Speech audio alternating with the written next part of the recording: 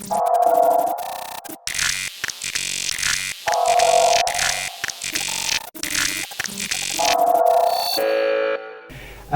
want to quickly start off. Would you like to tell us a little bit about yourself and how you came, how it started?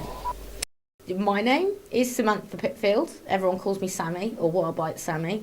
Back in 2012, I had a few years of unemployment, and I decided that Wolverhampton needed something that I could give. And with a history of theatre, I decided to write down some of my ideas, and lots of things came out. We moved on to setting up a stable business in the environment of the city, and I got help from the Prince's Trust to set up my business, which turned into a cafe and internet lounge called Wild Bytes Cafe and Lounge.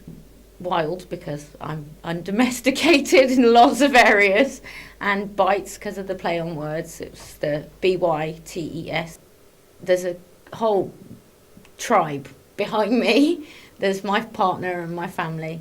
There's the staff that work there. There's the volunteers that get involved. There's the customers and the regulars that are also part of us. The beauty of Wild Bytes is that it's not just it's my idea and I started it, but it's everybody's idea. And if somebody comes in and says, I want to do this, then I try and make it happen.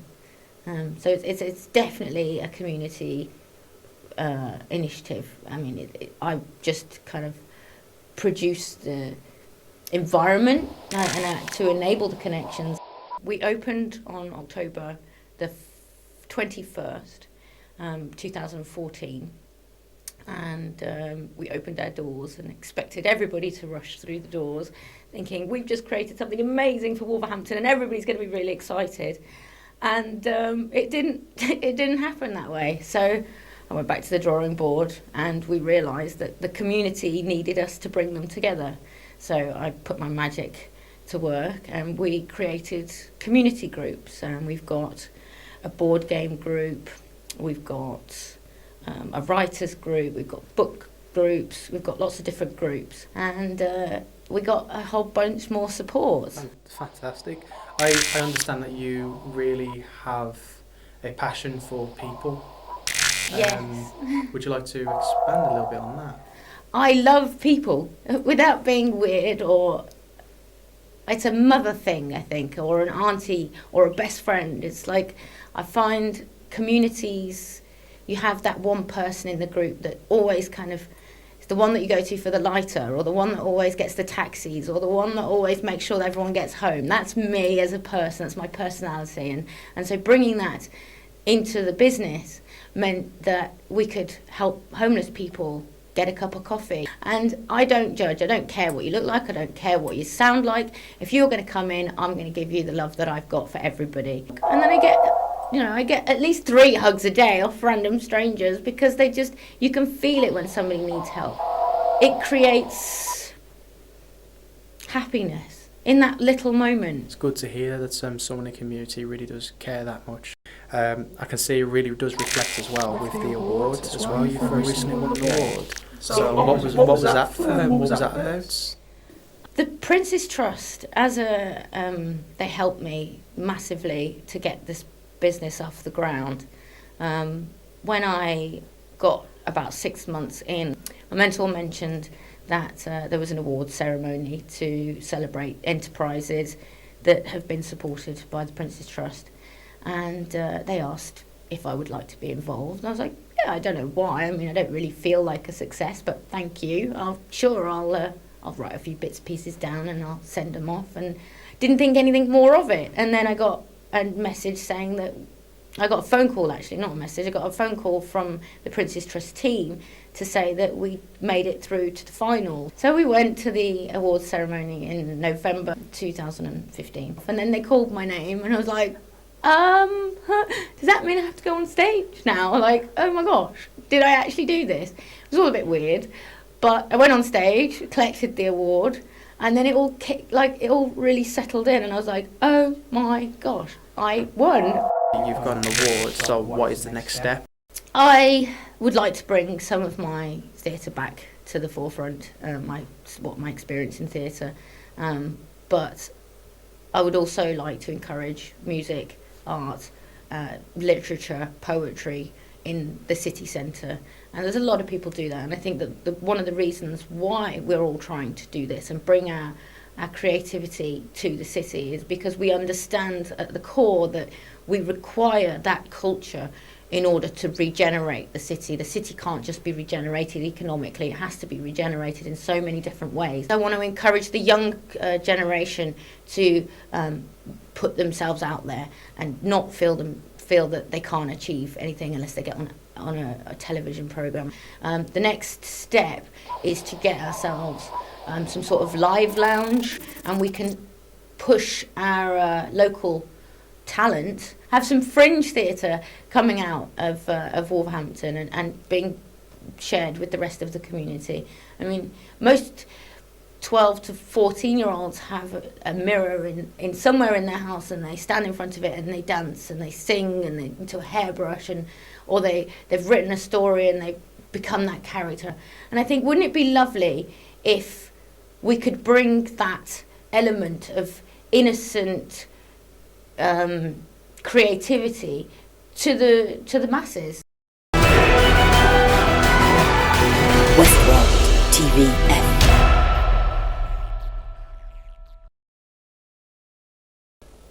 Are you actually from Wolverhampton? I am from Wolverhampton. My brain just went, I hope I don't sound like it. I lived here until I was about 16, and then I flew the nest, as it were, and travelled the world. I had a tragic experience in 2009, and I needed to find somewhere safe. And so I came home and realised how much the city had changed. In what way, good or bad? When I was here as a child, we used to come out every weekend, and I mean, there was always stuff to do, but there was always places to go. There was a massive indie trend with shopping, with music. I mean, I don't know if it's definitely gone. It's a Subway now, but there used to be a record shop in Queen Square called Mike Lloyd's, I think. Yeah. And I used to spend hours in there. I miss that natural kind of just environment that you don't feel fearful. It's always been quite safe. I mean, I never grew up thinking Wolves is a scary city. And when I came back, I did. But it might be because I'd grown up and I had different views of the world. I mean, I lived in London for quite a while, and that's a really scary city at night. But I suppose because it's not as busy, there's not as many people around, so that fear kicks in a lot quicker. And I thought, it's such a shame that kids are growing up and not having anywhere to go where they feel safe. Summarise Wolverhampton culturally now and what you think it will be in the future. It's still got that core soul of being a really good city, and it got lost somewhere in the 90s and 2000s. No, the 90s actually was brilliant. Towards the end of the 2000s, I think, there was so much going on with the economy crashing and all the rest of it that it hit really hard. It hit really, really hard. It hit the city, it hit the people, and it hit the businesses. And it's taken us a long time to get through that, but we are getting through it. And as a community, we realise that actually we need each other. We need to stick together, and we need to support each other, and we need to push through this block of fearing our neighbours. Wolverhampton is a hotbed of talent. Always has been, always will be. The problem we have is getting that talent out there. And I think we are improving that. I think there's a lot of people in the area that are trying really, really hard. I mean, there's a whole range of companies and new startups that are coming out to encourage talent, creative expression. And I think in the future, we could potentially be, it would be lovely to think about it actually, and I have thought about it, is to be the next city of culture. I mean, we have the potential. Can I just laugh there?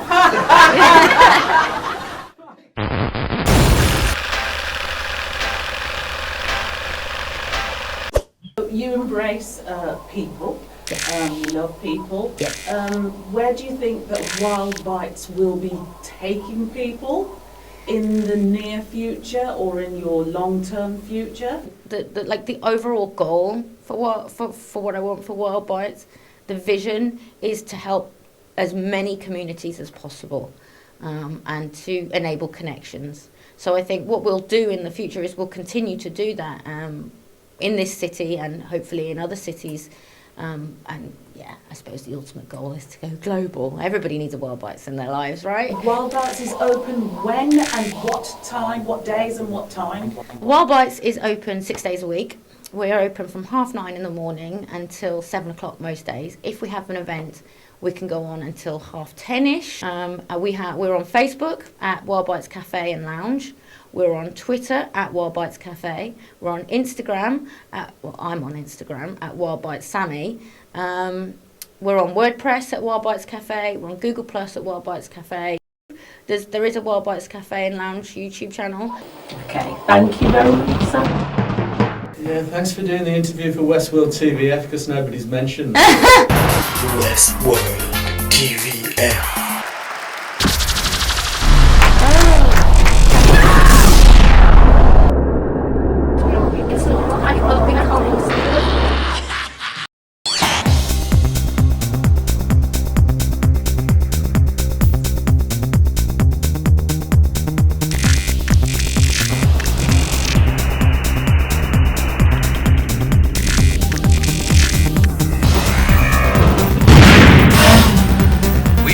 Authentic experiment.